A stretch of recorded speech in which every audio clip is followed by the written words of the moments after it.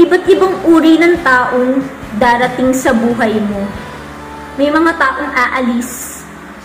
May mga tao rin darating. May mga taong babalik at meron ding mananatili. May mga taong magtuturo sa'yo kung paano magmahal at kung paano makaramdam ng sakit. May ilang magpapaalala ng nakaraan. May ilang tutulungan kang lumimot. May mga taong magpapasaya sa'yo.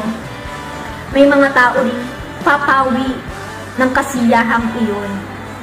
May ilang magtuturo sa'yo ng panandaliang saya, ngunit meron din kasiyahan na matatandaan hanggang libingan. May mga taong paaalalahanan kang huminga sandali. May mga taong magdadala ng pagal at bagal. May iilang manonood sa iyong paghinto, may tao ring itutulak ka palayo.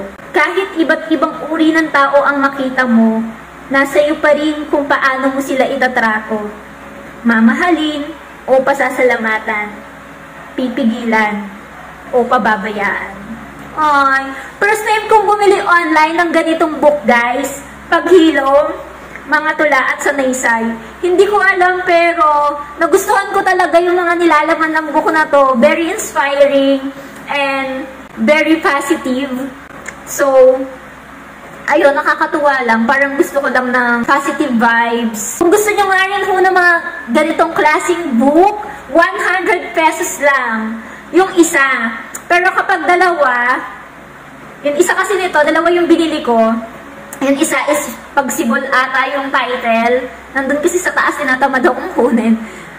185 lang, dalawa na. Tapos meron na siyang mga kasamang ganito, yung parang pang-ipit mo dito sa book kung nasan ka na, kung ano na yung binabasa mo. Para hindi mo makalimutan kung anong page ka na.